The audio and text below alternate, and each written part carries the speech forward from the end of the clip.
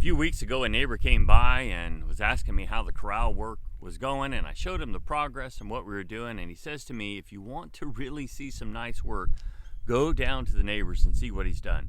This neighbor had kind of some issues, and so he got very motivated and he built this entrance gate. It's really barricaded here.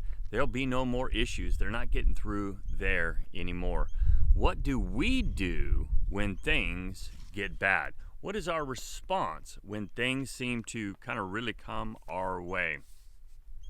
We are in a situation right now with COVID where we've seen sickness and we've seen death, and there's been anxiety. There's been mandates and there's been restrictions. There's been secondary issues with jobs and supply chains and mental health crisis that develop because of all of this.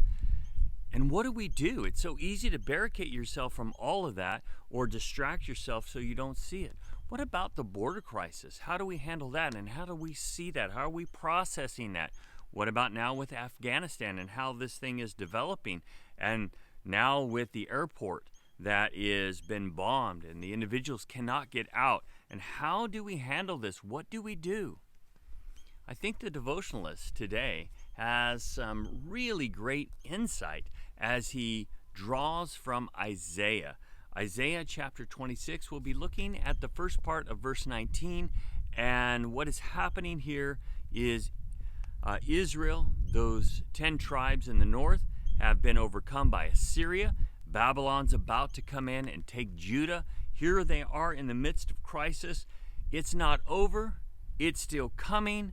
They're suffering, and this is the hope that he provides, the resurrection. He says this, "Thy dead man shall live, together with my dead body shall they arise."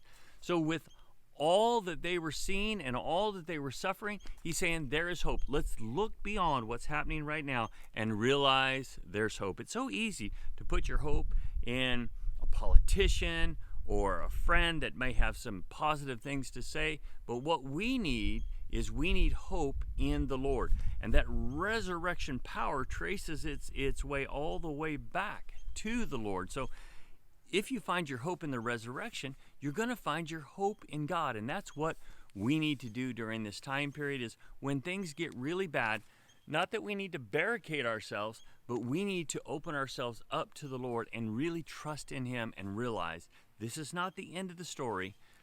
The Lord will have the last word. Yes, He will. So may God richly bless you.